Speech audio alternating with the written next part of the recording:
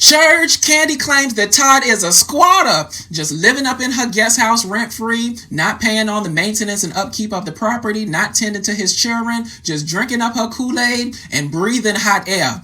And she's asking a judge to force Todd to contribute to the home and pay child support. Now, Todd has responded to Kandi's claims and says that the only reason that he's up in the guest house is because Kandi instructed her family members to move his stuff without his consent. Y'all, I need you to sit down for this one because the Kandi and Todd divorce just went from messy to nuclear.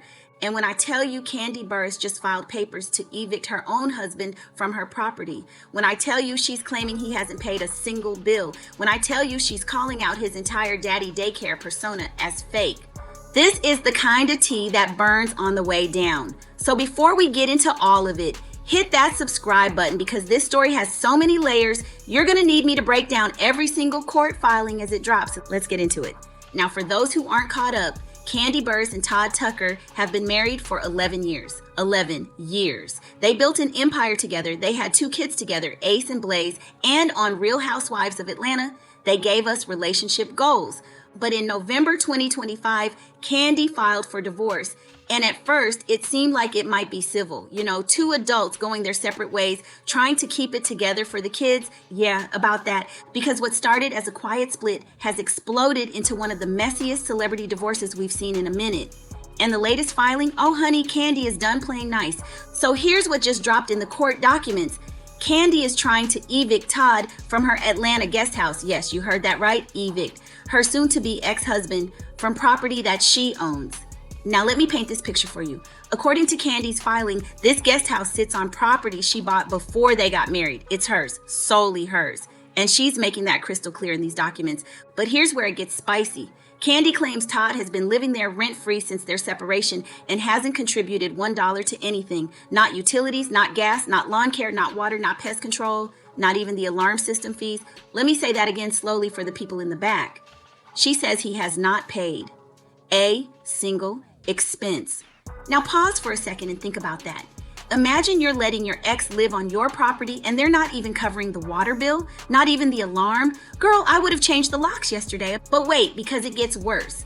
Kandi is also alleging that Todd hasn't been contributing financially to the primary household where their 2 children live. Ace and Blaze, his own kids. She says she's been carrying the entire financial load. The mortgage on their marital home, the bills, the utilities, everything. While Todd has allegedly been funding international vacations for himself. Let me repeat that. International vacations for himself. While she's paying for everything for the kids. Do you see why this is getting ugly? But Kandi didn't stop there. She brought receipts. Cold calculated receipts. In her filing, she points out that since she filed for divorce in November 2025, their children have celebrated 2 birthdays. And guess what? Todd showed up to both parties, smiled for the pictures, played the doting dad role. But according to Kandi, he didn't contribute financially to either celebration, not a penny. She goes further.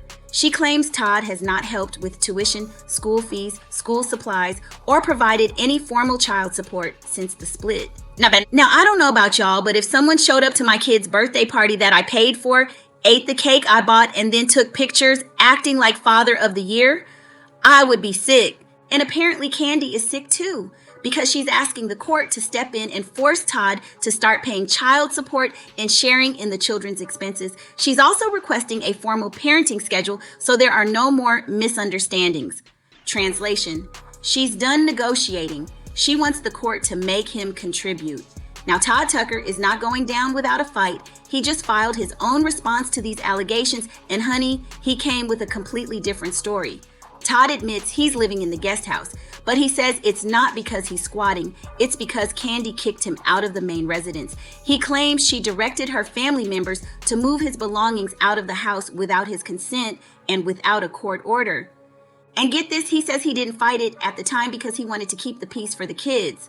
Interesting. But here's where Todd really goes in. He's saying that Kandi is manipulating the financial narrative. He claims that before the split, they had a shared bank account for household expenses. But after the separation, Kandi told him she would handle all the bills herself. So according to Todd, she chose to take on all the expenses, and now she's using it against him in court to make him look like a deadbeat. And as for those daddy daycare videos Kandi called fake, Todd is doubling down. He's claiming he's the more present parent, especially since Kandi has been in New York working on a Broadway project since November 2025. He's asking for temporary primary custody, citing Kandi's extended absence and her reliance on nannies and third-party caregivers. So let me just say this, both of them are fighting dirty, and we're watching a marriage that once looked picture perfect crumble in real time.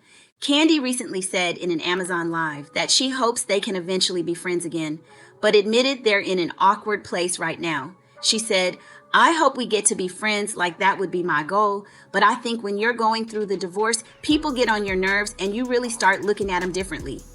Girl, that is the understatement of the century. Look, here's the thing. This case is far from over.